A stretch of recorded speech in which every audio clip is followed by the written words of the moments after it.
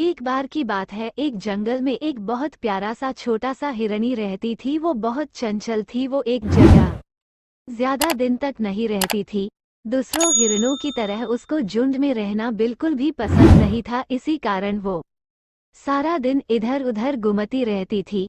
एक दिन वो हिरनी घूमते घूमते नदी किनारे आ पहुंची। उसने सोचा कि अब वो बहुत थक चुकी है, तो उसने सोचा कि अब वो थोड़ा पानी पीकर वही बड़ी किनारे आराम कर ले। तभी एक शिकारी से झाड़ियों के पीछे से झुककर उस हिरन को देख लिया। जैसे ही हिरनी ने शिकारी को देखा, वो बहुत बुरी तरह से डर गई थी। शिकारी को देखकर हिरनी वहां से भागना शुरू कर दी। कुछ दूर जाने के बाद हिरनी को एक मकई का पेड़ दिखा।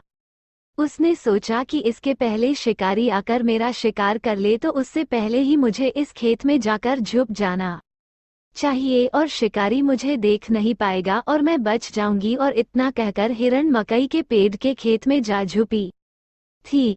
मकई का पेड़ काफी घना था, जिसके कारण हिरनी वो आराम से जाकर छुपी हुई थी। शिकारी ने उसे बहुत खोजा पर वो नहीं मिली। बहुत देर तक खोजने के बाद हिरानी नहीं मिली, तो वो शिकारी बहुत थक चुका था। हिरानी ने सोचा कि अब वो बच जाएगी और उसने सींच की अब तक तो शिकारी भी चला गया होगा। हिरानी बड़े आराम से मकई के पत्तों को खाने लगी। खेत में से आवाज सुनकर शिकारी समझ गया कि हिरनी इसी खेत में छुपी हुई है। शिकारी बिना वक्त गवाए हिरनी की तरफ अपना बाड़ चला दिया और वो बाड़ सीधा जाकर हिरनी को लगा। हिरनी ने सोचा कि जिसने मुझे शिकारी से छिपने के लिए जगह दी, जिसने मुझे सहारा दिया, उसी को मैं खाने लगी। हिरनी ने कहा, मैंने बहुत मूर्खता का काम किया है। इतना सोचते ही हिरनी तुरंत मर गई।